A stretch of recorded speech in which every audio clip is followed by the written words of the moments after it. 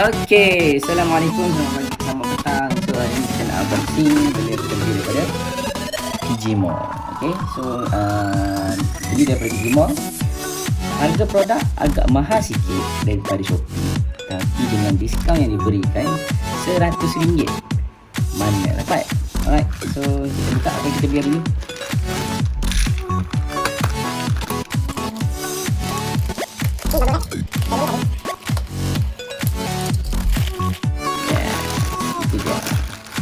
Nampak kita beli Keychron.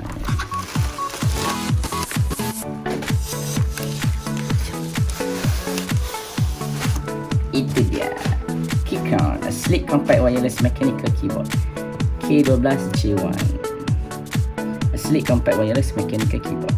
Alright, okay, box dalam keadaan baik. Ini rupa dia K12 K12 dia lagi pendek daripada K1, 2, 3, 4, 5, 6, 7, 8, 9, 10.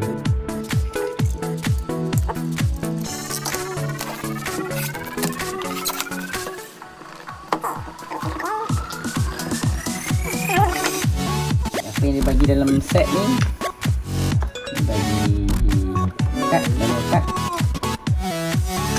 Ok, so dia bagi warning ni, dia bagi key pull holder,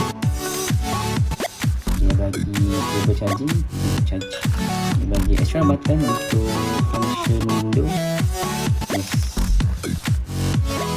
Dan main unit ni adalah Keychron.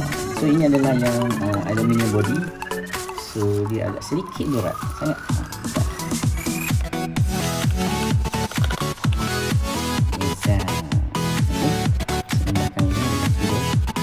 This is aluminium body. Kita tengok body tebal sikit berbanding dengan yang lain.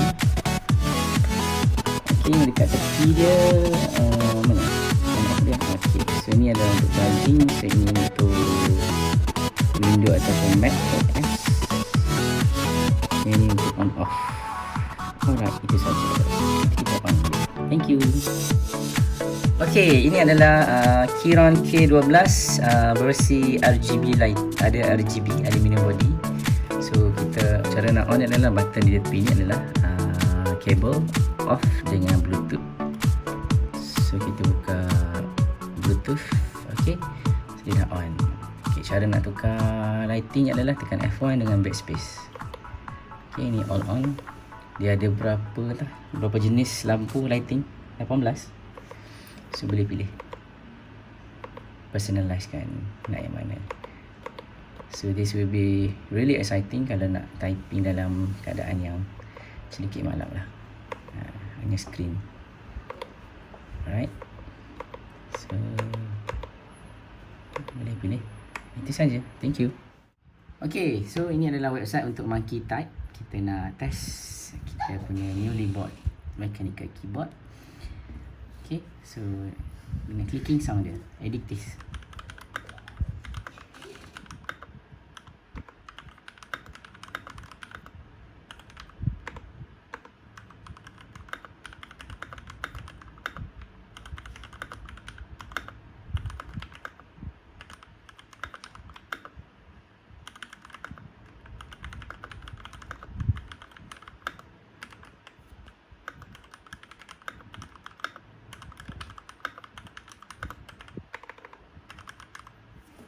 Okay, so masih lagi terkia-kia nak type. Kita dapat 46 word per minute, 85% accuracy. Alright.